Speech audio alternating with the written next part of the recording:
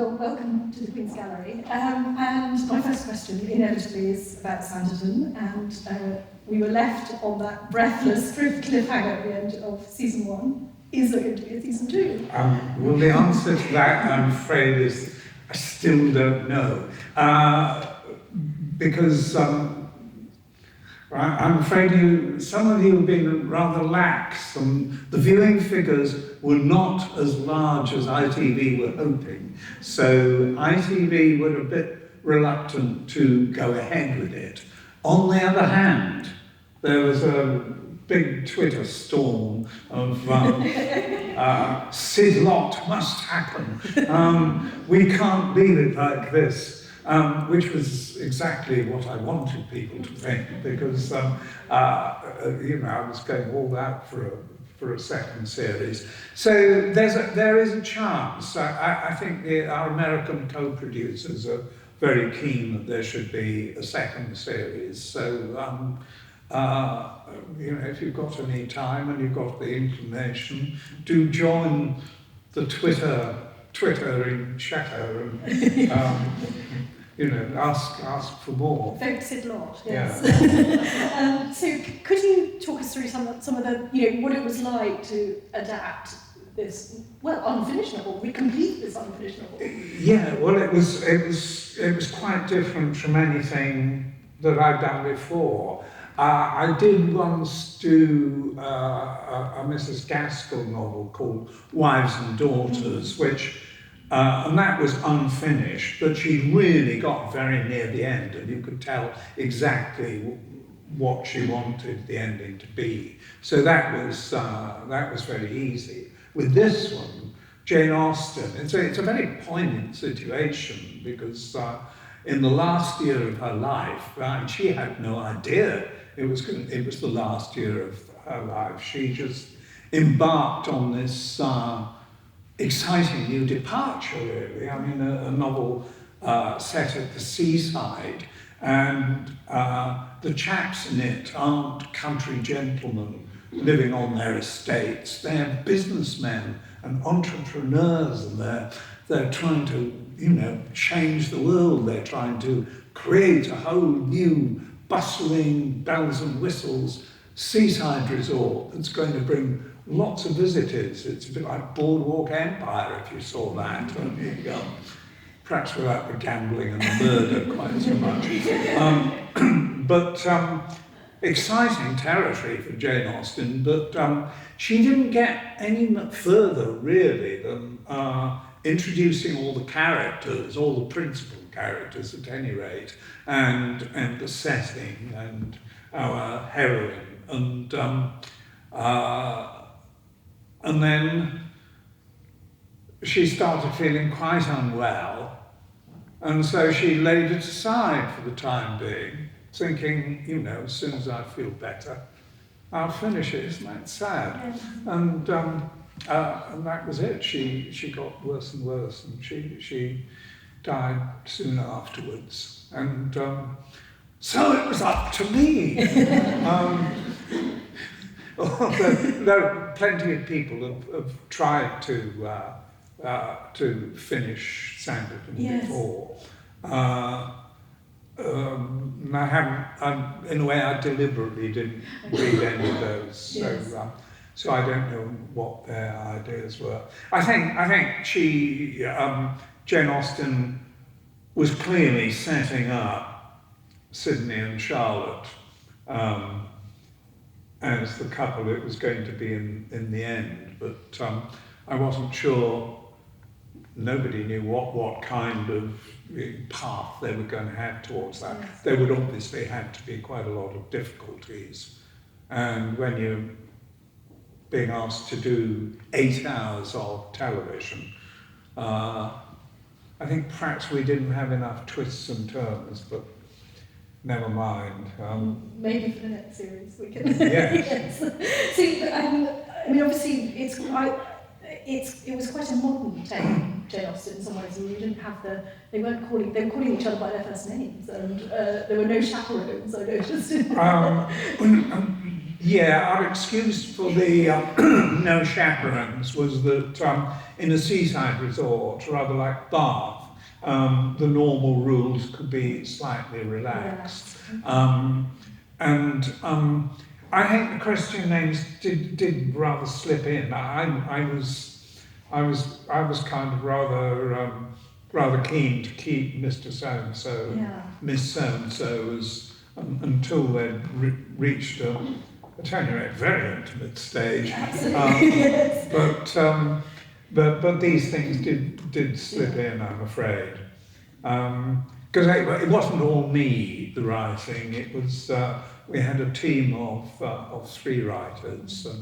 But actually, not to say that I'm the best. It's one of my Justin Young, who was one of the other writers. He wrote the penultimate episode, which was a lot of people's favourite and included perhaps my favourite scene, which he invented a very erotic but decorous rowing scene with Charlotte and Sydney, in which they barely touch fingers, but something about the rowing motion was kind of very moving. So yes, but occasional sort of slight infelicities crept in. Yes. But you well, I assume it was you who introduced a lot of the sort of local the contemporary culture, such as the pineapple, which is a personal favourite of mine, and the shower bath. The sort of yes, well, those things did exist, and it was fun doing research on what a really modern, trendy doctor from the continent might be bringing in, and that was. I mean, we tried to, and it was an age of kind of celebrities and influencers, wasn't it? That's what, anyway, Brighton was all about, and having guys like Beau Brummell and so on, and really. Those are part of the thing. Part of Tom's intention in the series was to get people like that, ideally the Prince Regent himself, down to Sanditon. And if he'd managed that, then everybody would have come. Yes. Well, you sort of hinted at it. Yes, they're getting a bit closer. Yes. One of his favourite female friends comes, and that rather sort of turns the fortune. Yeah. Well, I was delighted to see the shower because I don't know, but George IV himself had one of the earliest shower baths at Brighton, he demonstrated it. I think so. It was in person. Yes, so it was. What did he wear? I don't know. That's what it does nicely join with the exhibition.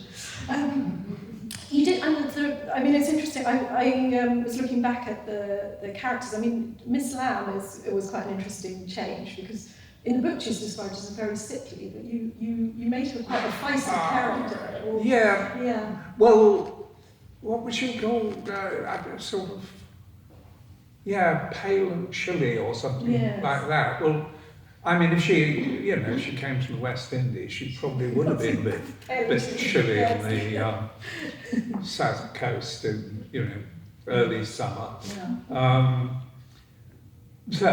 yes, I thought it was so exciting that Jane Austen was going to introduce her first black character in this. Yes. And obviously, since she'd made her an heiress, it means that she will be eligible, however much prejudice there is about her colour. Yeah. So that's an exciting possibility. So we've got kind of racial prejudice, and also we've got a struggle to attract her, and the possibility that that she and Charlotte will become friends because they're both outsiders in this society, and it was nice that the two actresses became very good friends, in fact, and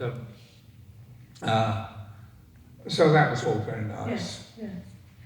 The other interesting thing that struck me about it is that it's an interesting Austen moment that it's really about the three brothers, that it's not so much focused on the sisterhood, or as it were, that Jane Austen was,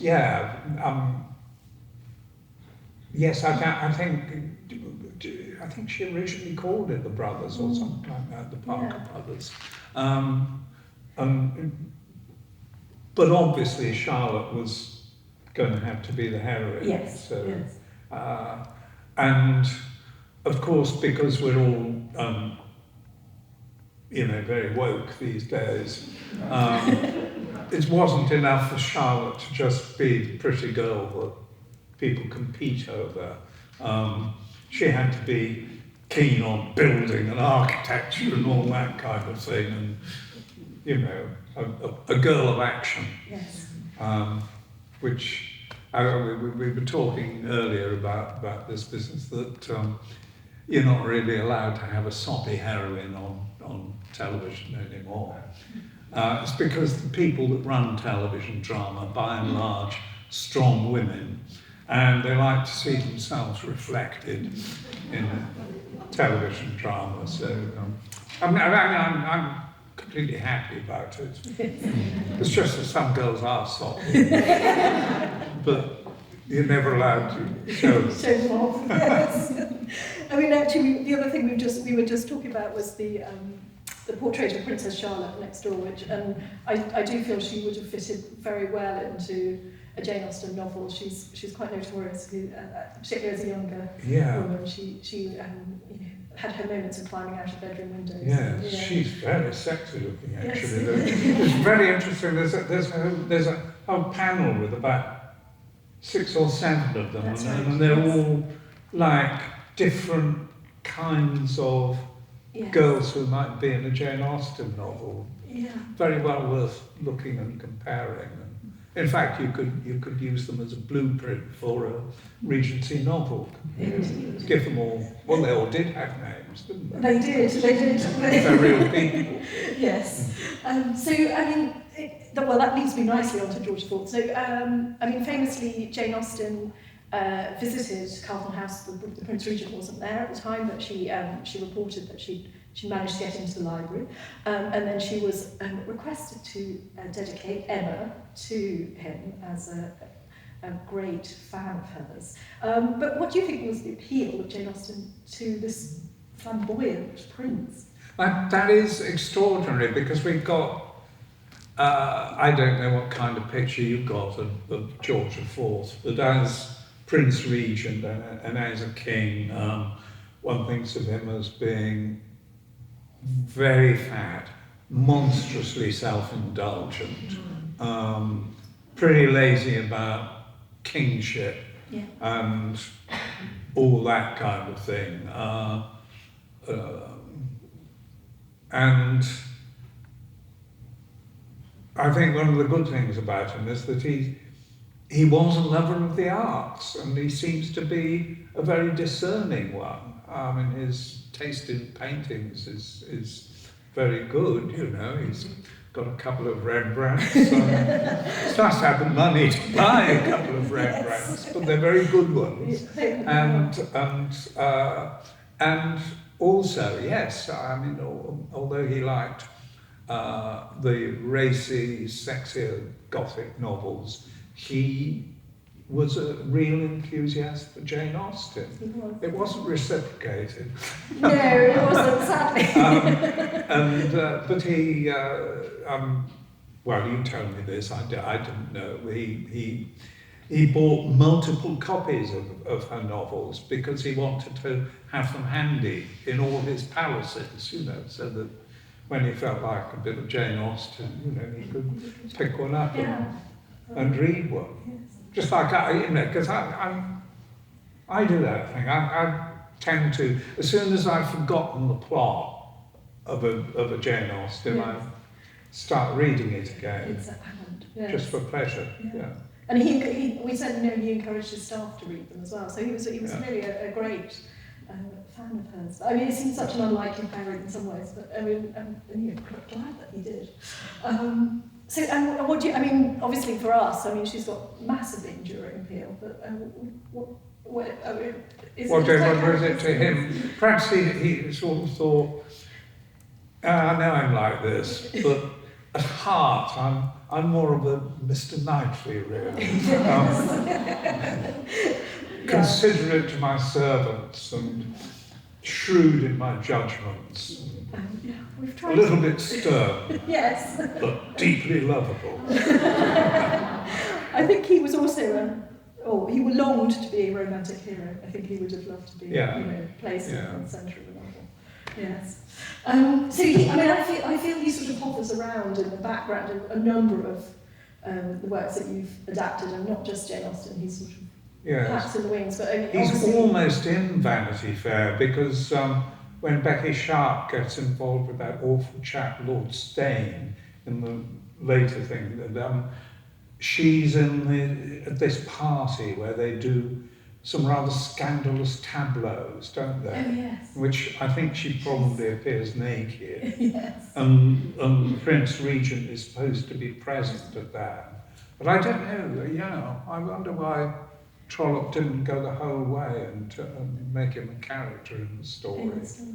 Well, yes, is it still too... I think it was still too less majesty. He was worried about being dragged off to the Tower or something. We've been discussing the character of Joss in Vanity Fair, who some people say is somehow related to George, and his love of India and his little rotund figure, which although I don't think he was quite as successful with the ladies as George of Course.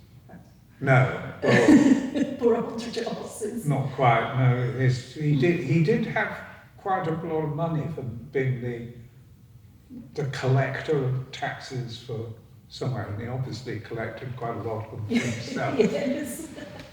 And he obviously has George's flamboyant taste in clothing, which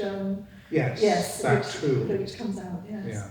And I mean, again, he's not quite in the doesn't quite appear in War and Peace, but again, he's sort of in the wings, because of course he's instrumental in Britain in putting together the alliance that are fighting. So he's sort of hovering there. Yes, that's right. Who was his prime minister? Younger? Yes, and Castlereagh, who's right behind you, in fact, is clearly quite key in the alliance of the figures. So, I mean, I don't know, do you have a favourite screen depiction of George IV? Although he hasn't appeared in any of your adaptations, do you? Because he does tend to come across as rather a buffoon on the screen. No, I think I'll have to do my own, and when I do, I think it'll be much more kind of nuanced. I'd love to do George IV, the literary critic, book lover, that would be fantastic. Collector of nice paintings. So, could we talk a bit about how you set about? I mean, obviously you're quite immersed in this period now, and you've worked on quite a number of novels from this era. But how much do you immerse yourself in the culture of the late 18th century, early 19th century? I think really almost exclusively through the novels themselves. I don't know. I seem to drop history as an academic subject at quite a young age at school. It was one of those things, one of those choices. I did art instead or something like that. So my actual history is a bit sketchy, and most of it is gained through reading books like, War and Peace, and you don't get much of it directly in Jane Austen. It's only lightly alluded. You're only dimly aware that they're fighting the Napoleonic Wars in the background, and how Captain Wentworth goes from being a poor naval officer to being, rich and successful man. It's through gaining lots of prizes in these Napoleonic sea battles. You get quite a lot in Vanity Fair, which is and also quite instructive about that whole business about Britain in India, which is a scandalous story, actually. It's dreadful. The East India Company, what? Yes. Bunch of crooks. Yes. Yeah. But I mean, so when you're writing, are you picturing the settings and scenes, or obviously your dialogue is snappy. I do. Yes. And when I'm reading, I'm, as I think a lot of people do. In fact, I find it hard to see how you read differently. But read a novel, I just see scenes, and when it's about two people having a conversation, I see faces. Not of people that I already know, but it's like people in a dream, and which is why I'm sometimes a bit surprised when they cast somebody and they don't look like my dream of the character, but then I kind of get used to them and they take over. Yeah. So yes, there's all that kind of thing. What the question was now?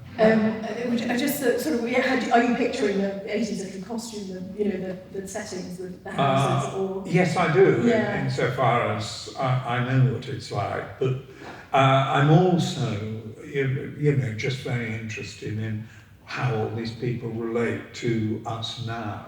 So I think what's interesting is what's in common between us and them. Yeah. And also what's different, why certain things can't happen. And it's much easier for a love affair to become frustrated and blocked in Jane Austen's period than it is in now. The thing in all romantic comedies, the question is, what's to stop them? And in a modern one, not much. But then, you finish your story in the first reel. So that's another reason why it's enjoyable to work in Regency or Victorian or someplace with quite rigid conventions. Do you ever find that there's something that's so sort of inexplicable to a modern audience that you would have to spend sort of pages of explaining the kind of contemporary habits and customs? I've never actually done an adaptation of Mansfield Park. No. But Sir Thomas Bertram comes back from Antigua, and they're doing amateur dramatics, and he's so shocked, and you get the sense, in a way, so is Jane Austen, that things have got a bit beyond, but she doesn't. They're not kind of having it off in the wings, or not quite, But it's tending that way. So I think in an adaptation, modern adaptation, you'd have to take a bit of license and indicate that, as in many amateur dramatic societies, then and now, things get a bit out of hand between people who are playing boyfriend and girlfriend in the play tend to take it a little bit too far, even if they're married to other people. Yeah. So but it's tricky in the book. When you read it, you think, what's the matter with him? Yes. I think because they're often playing games and things, so the sort of dramatics doesn't seem. Yes, Jane Austen likes charades, doesn't she? It's interesting. Sorry. Do you think she writes in a theatrical way? Her dialogue is so. She writes beautiful scenes, yes. And they're actually playable. They're often a bit too long for television, so they just need pruning. But she is one of those writers that make my job very easy, because the lines are crisp and beautiful and funny often. Yes. Yeah, she's good to adapt in that way. George Eliot is good. She writes great scenes. I can imagine Tolstoy is a very different. Well, I'm doing Tolstoy in translation. You know, so I don't know whether the Russian was particularly, but he. I mean, I enjoy doing them. Yeah. And but I mean, you get those long expositions of sort of where he's staring at the sky, or sort of lying in the. Which is quite difficult to then turn into something television. Yes. You rely on the director's visual imagination quite a bit. Yes, with Tolstoy. But he's lovely on families. Is Tolstoy and affection between, I don't know, two brothers and sisters and fathers and daughters and all that. Very, very warm Russian kind of emotion, which is lovely to write. Yes. Yeah. So, I mean, is the appeal of these writers for you? Is it? I mean, obviously, all these writers are producing great characters. Is that what drives you when you're looking into what you're going to do next? Yeah, I think so, because I often find that if you want to write a serial, an episodic story, can't find many modern novels that are any good, that have got enough plot in them, really. I mean, it's just something very simple. And the great thing about Jane Austen and the great Victorian novelists is that they're quite deep, and they make you think, and their characters feel like real rounded people, and the predicaments their characters get into don't insult your intelligence, and which modern novels seem to divide up almost into beautifully written books in which not much happens, and great fact-stonking things in which there's loads of plot, but you can't believe in anything. So that's why I tend to stick to the 19th century, or perhaps it's just I'm a very old-fashioned person. I don't know. Do you, when you're working on each author, do you have? I mean, are you consciously? I know when you did Dickens, when you did Bleak House, I mean, it was a very different type of writing. You those short, sort of snappy episodes, and was that just because Dickens spoke to you like that, or was it? Yeah, I think it was a bit. I think that Dickens just crammed his novels with just so many characters. I mean, they're just superfluity of everything, really. Yeah. And I felt I wanted to be faithful to that in some sort of way. But his actual construction in Bleak House was not like that at all, not like EastEnders at all. It was infuriating, in fact, because he'd start off and introduce a group of characters and give you a real feel of who they all were, and then think, right, he's introduced them, now the story starts. But no, he then switches to another group of characters, tells you all about them, and you think, now, these two groups of characters are going to interact. No, third group of characters. And so I thought, we've got to do something different with this, and just make some big decisions, like who are our central characters in Bleak House, let's put them in right at the beginning and start a lot of stories and overlap them. And because it's a big mystery, Bleak House, start giving the audience a chance of guessing how this story is going to develop. Yeah. And it was exciting working like that.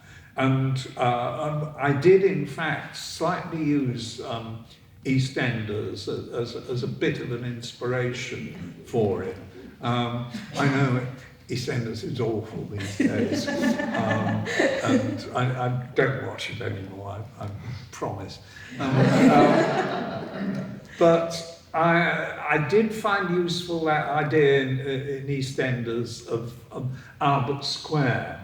The idea that there's this big square where they all either live or you see them passing through it. And there's the same thing in Bleak House, which is this area around Lincoln's Inn, where a lot of the characters live and a lot of the characters work. So you could see characters in the background when you're concentrating on the foreground of completely different ones. And you could have things like two characters who are going to be enormously important in each other's lives, you know, just passing each other or even bumping into each other, saying sorry and going on without realizing that one of she was going to find out that he was her dad, you know.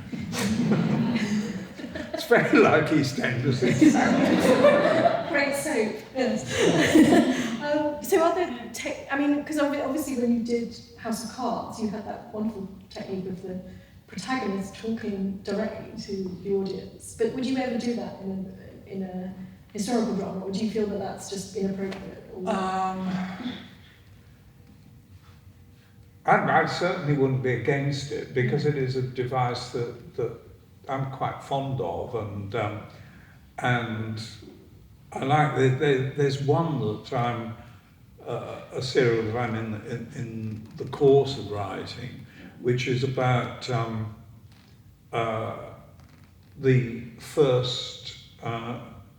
the last empress of China, who was an extraordinary woman in the 19th century, about the same time. She was born about the same time as Queen Victoria, and lived for about as long. And she started off as concubine 6th grade in the palace, and managed to work her way up to sole empress over the lot of them. She was very clever and very good at using her sexual wiles. And yes, and I've had her start off by saying, I know what you want to know about. Yeah. It's how I got here, how a woman can use power and get what she wants. Well, just watch. And she, yeah. So, yes. Flashback to little girl, you know, etc., etc. Easy. So I wonder if you could talk us through, you know, how you go about. Matthew's waving at me. I think we've only got a few minutes left, but 10 more minutes. Perhaps we could talk about how you go about, you know, where do you start with? Most crucially, how do you know what to leave out? Is that always obvious? Well, often it is. I use a yardstick like which bits bore me. With War and Peace, there are. I mean, it's just such a strange novel in a way. It's almost like he wanted to create a new form that's only partly a novel, but it's also a great history and work of philosophy, and he gets into all these arguments with other theorists about the causes of the Napoleonic Wars and all sorts of things like that. And you think, some of these ideas are very interesting, but really, the only way to do it is, if they're important enough, get one of the characters to express them very succinctly. But really, I'm talking about hundreds of pages of this stuff, which you can just really leave out. So that's what you do. But I mean, I was saying, like, as I did with Bleak House, I thought in a way, the most important characters in that novel are three very young people, Esther and Ada and Richard, and their fates in a way intertwined. They're all connected with this very intricate law case. And so I think when I've decided who the most important people are, I think, well, let's get them in really early, and let's try and come back to them. And the ideal is to have a scene have as many scenes with all three of them together in. Often that's not possible, but you think, you don't go too far without coming back to one of those. And in War and Peace, again, there are three characters, Pierre and Natasha and Prince Andre. And so there you are. You think you're telling the whole story of Russia in those years, but through them as much as possible. So that's what I do. And then, yes, I'm sometimes, you find you can follow the author's plot very closely. That's one of the things that's great about Jane Austen. She writes great plot. Yes. And I don't often quarrel with her way of telling the story. What I do like to do quite often with Jane Austen is put in bits that are implied in the novel or are referred to, but she doesn't do as scenes. But with my sense and sensibility, I started off with an event that you find out about later in the novel, that he's Willoughby, isn't he? Yes. The sexy baddie. That he seduces a 15-year-old schoolgirl, takes her to a country cottage, not a college, takes her out of the college, puts her in a cottage, has his wicked way with her, rides off saying, I'll be back, and forgets all about her. And I thought, let's put that right at the beginning of the story.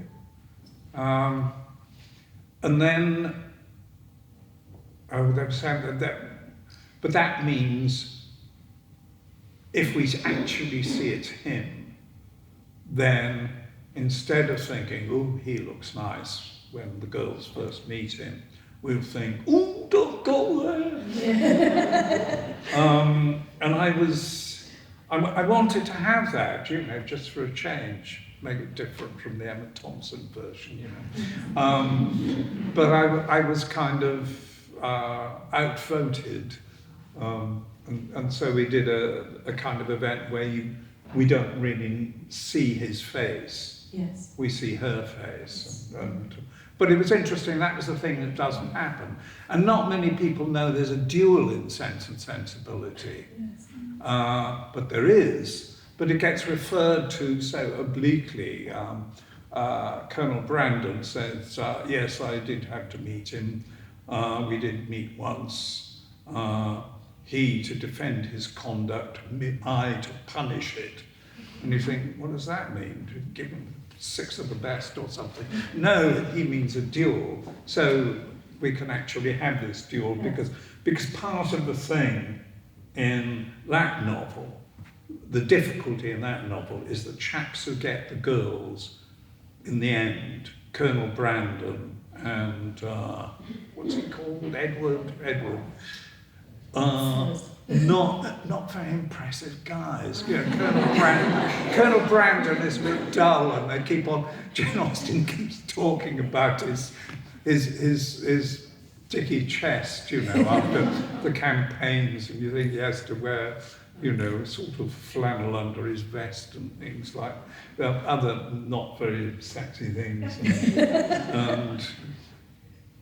and Edward is a bit of a drip, so you try to find ways of making them more manly and attractive. So you know, having Colonel Brandon really beating up Willoughby in this duel, Willoughby begging for mercy. A good way of.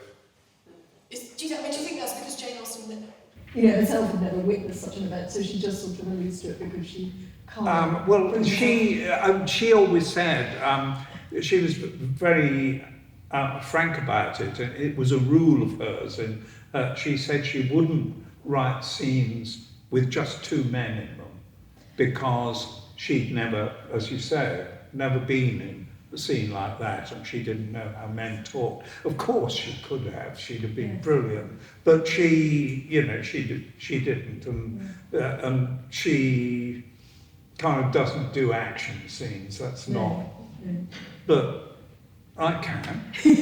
Quite right. So why not? So I think we've probably got about 5 minutes left, so I just wanted to ask you really about what you're working on now, because you've obviously alluded to Suitable Boy, which we're expecting sometime soon. Yeah, that should be on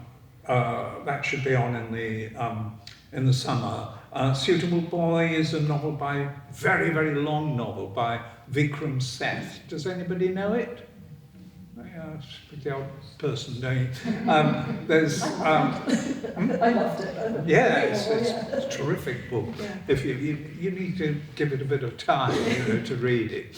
But it's set in India in 1951, which is 4 years after partition, and it was a period, and there's, you know, families were disrupted and people were living in the wrong country and things like that, and a lot of political unrest. And in 1951 they had their first general election, but it's not a dull book about politics. At the centre of it is a very simple Jane Austen-y kind of plot. There's this really nice girl called Lata, and she's reading English literature at university, and her mum is desperate for her to settle down and get married. She thinks she's getting a bit flighty at university and all that. And there are three possible chaps. A dashing student who unfortunately is a Muslim, and Latte is Hindu, so that's a terrible difficulty, although she really, really fancies him. And there's a poet who's already becoming famous, who's a great catch, and Latta loves his poetry. And then there's a very earnest shoemaker who just sees her on a station platform and thinks, that's the girl for me. And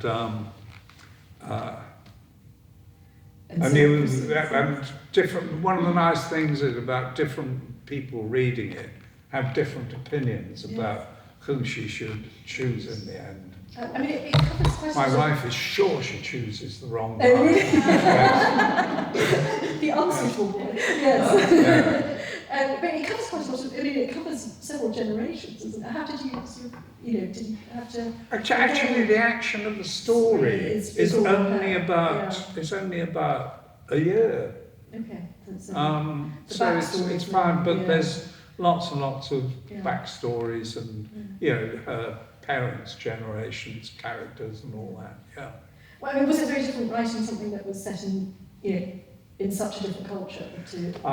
No, because Vikram Seth is such a genius writer, really. I mean, his scenes just come alive and his dialogue is brilliant. I felt very unsure of myself making up anything that wasn't in the book, because I just didn't have the knowledge. But it was more a question of you know, just squeezing down this huge, great book into 6 hours of television. It does feel like the works you've been working on have got larger and larger and larger. Are you? Well, I'm an old man, you know, and I don't have, you know, much to do really, except so I've kind of got my eye on, you know, if I get the chance of doing another of these great big books, I think, well, that'll keep me busy for a bit. So any more 18th century and Regency period coming back? Not at the moment, no. No, but certainly open to it. I mean, the thing that I'm working on mostly at the moment is John Updike's rabbit novels, again, which start in the 50s, go on to the 80s. Which would be American. So I thought, you know, done a Russian masterpiece and a French masterpiece and an Indian masterpiece, let's do an American one. And do you have any, you know, is there one book that's still there, burning away, that you long to do? There's a kind of series of novels which are not actually awfully well known, and American again. A novelist called Alison Lurie, Lurie, who, and if you're looking for some terrific novels to read, I just recommend them. I always say to people they're like Jane Austen, but with sex. They're very delicate, they're funny, they're ironic, and they deal with, they start in the early 60s, I think, and go on to the 80s. And they have, some of them have the same characters recurring, so that you meet somebody as a child in one novel, then you'll see them as grown-up in another one. A lot of them are set in sort of academic institutions, campus novels. Her best known one maybe is The War Between the Tates, which is it's about feminism and stuff like that in the 70s. Set in the university, riots and that sort of thing, sit-ins. I think her novel sales are about to go up. I think it's time for me to hand over to the audience, because I'm sure there's hundreds of questions burning away. So, can we open up the floor to questions? Yes, in a minute.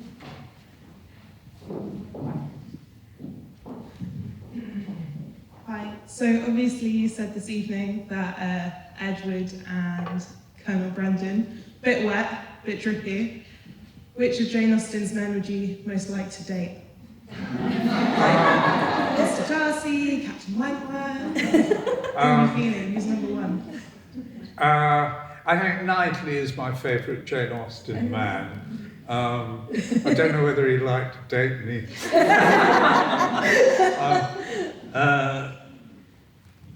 And we're both straight, so I don't think we'd be mainly friends, and shake hands.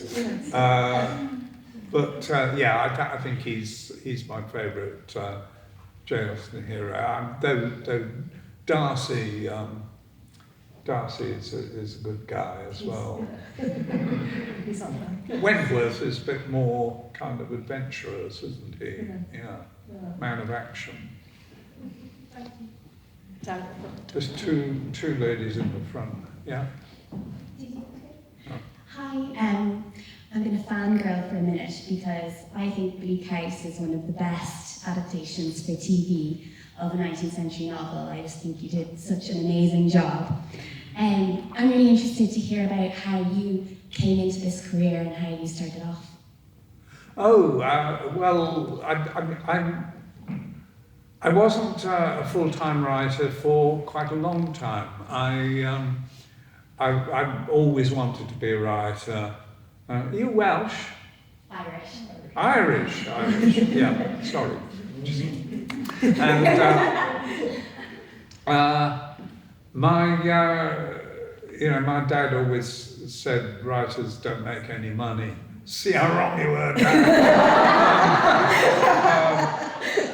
But in general, he was quite right, and he said you've got to have a job that pays the bills, then you won't have to worry, and you can write in your spare time and write what you please. And so I did that, and I became a teacher, first in school and then in university, and I really liked doing that and combined that with writing, and very slowly. At first, I only wrote original things, and really they were very much derived out of my own life, such as it was, and then when you've proved that you're kind of a reliable writer, and you can write a script to length and in time and everything, they start offering you nice little things like adaptations. So I started getting some of them, and I found myself doing more and more of them. And as I got older, and I think it's what happens to most people as they get older, less and less happens to you, and the fewer things that happen to you, the better it is, because they're likely to be not very nice the older and older you get. So I didn't have much life material of my own to write about. It's all very well having love affairs and so on, but doesn't go down well with your wife and so on, especially once you've reached 80.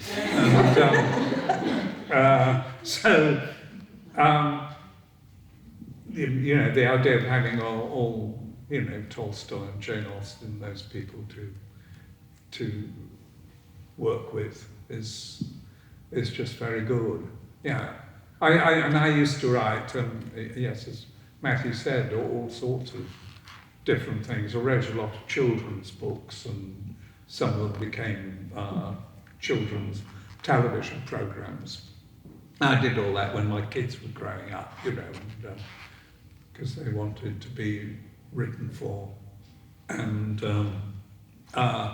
also in the beginning, I had to read to the kids at bedtime, and their books were so boring. I thought I'd better write something that I can bear to read. So I did all those. So that's how I became a writer. I've been very lucky, really. But even if I hadn't been successful, I'd probably still be writing in my spare time. But I'd be a retired teacher, wouldn't I? Whereas one of the lovely things now is that I've just worked with all these very bright people who are many decades younger than me, and they kind of look after me. Make sure I don't get lost on the way to the restaurant and things. And it's just good.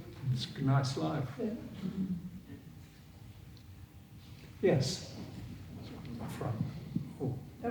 Hello, good evening.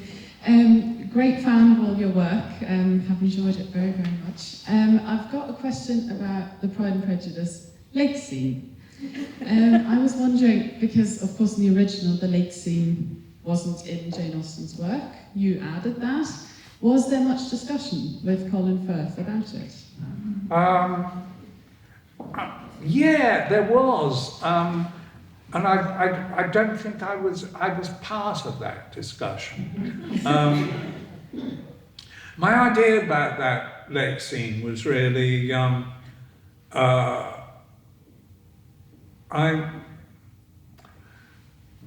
wanted to sort of say something about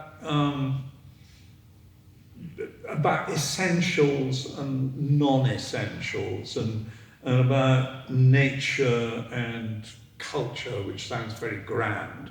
But the situation is that Darcy has been hosting a very boring house party in London for these awful people, you know, the Eltons and their hangers-on.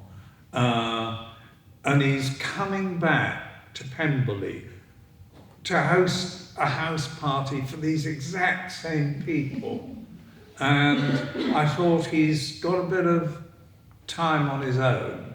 He's got a day when it's just him, he thinks. And he rides home and he sees his lake, and it's a hot day, and he thinks, there's my lake. No one's stopped me diving in. And I wanted this sense of he's not, you know, Mr. Darcy with all these responsibilities and, you know, conventions and so on. He's just a bloke taking his clothes off and having a swim, just being a physical being, and the chance to see Colin with nothing on as well. But as you saw, it didn't work out like that. I mean, he dives in his shirt and breeches. Because men in those days bathed naked, as you will have seen in Sanditon. Got me way that time.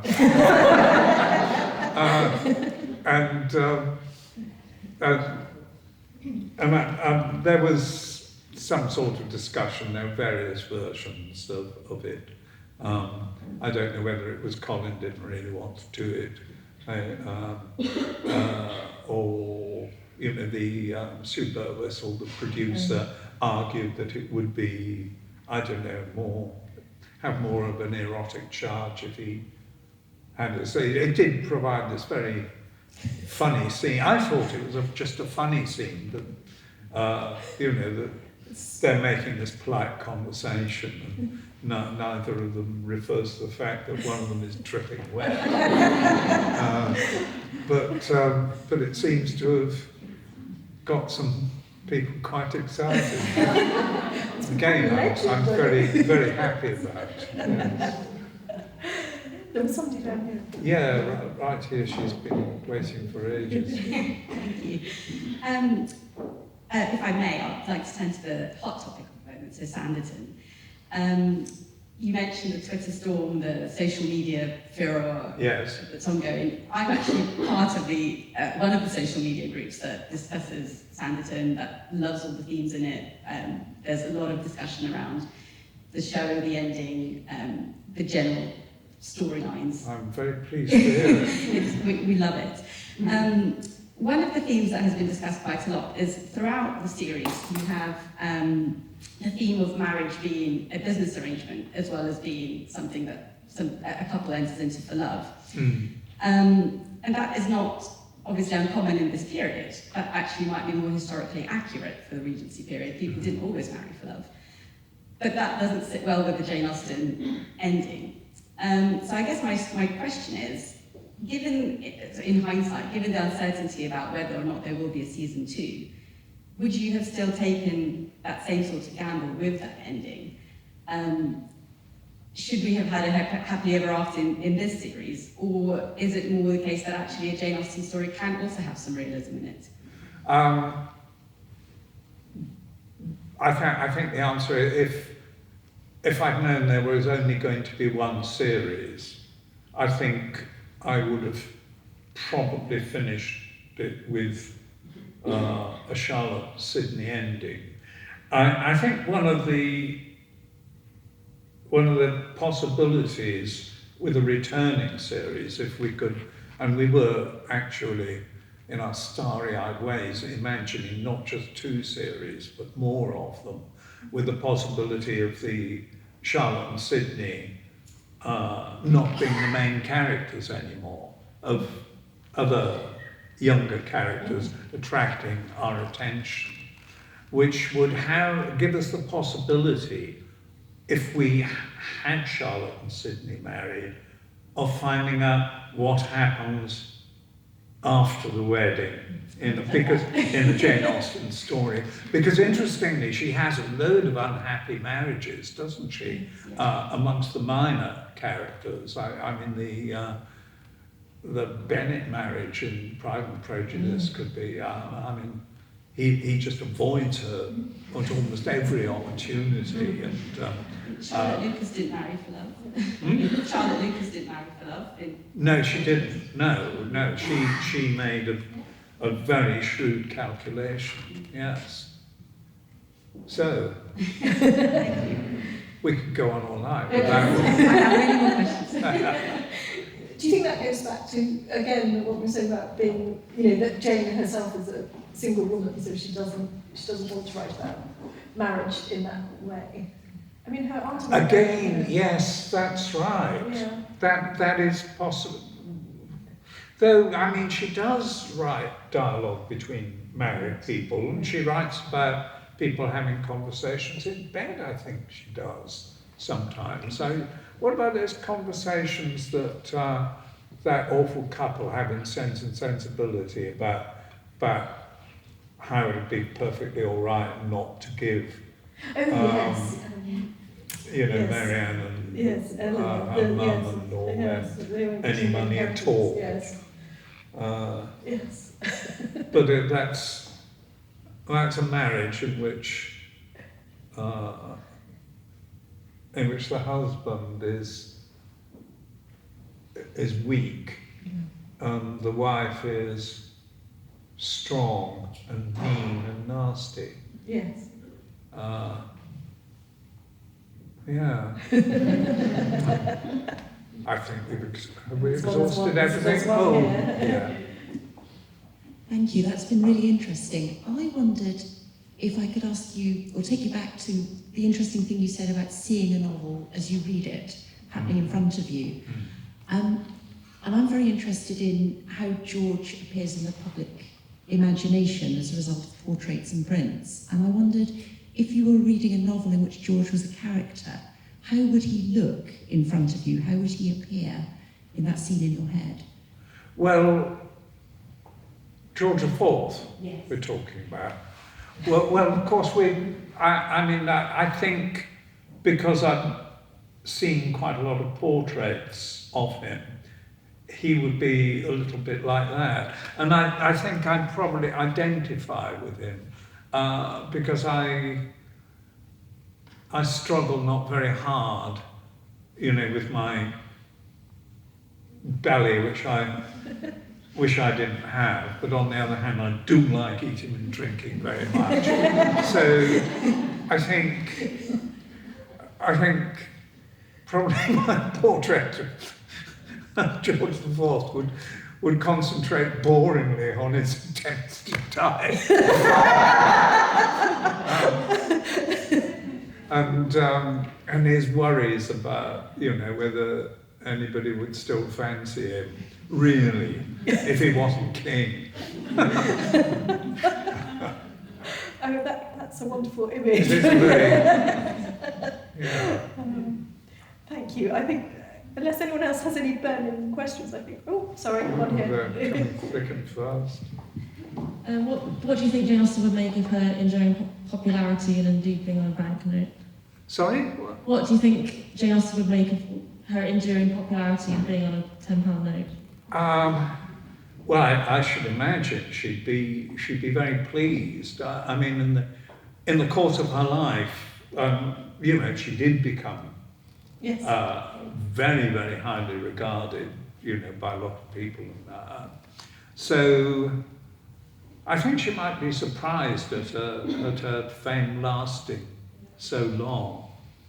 But I think she was so intelligent, and I think she had a very rightly high opinion of herself, and she would say, "Yeah, I'm pleased," and human nature doesn't really change. And I think I put my finger on some of the essentials of it. And she'd be pleased that she's been a kind of model for other novelists who've been able to, take her kind of themes and whatnot and put them into a modern age. Yeah, good question. I should say, if you see nothing else in the exhibition, make sure you see George Ford's copy of Emma, which is in the gallery next door, before you leave. Isn't it exciting? George IV's copy of Emma. Personally Just dedicated next door. by Jane Austen. Aren't we lucky? Thank you very much, everyone. I think the moment has come to thank our guest for all your insights. It's been fascinating. I think we could go on all night. I have many more questions, but thank you so much. Thank you.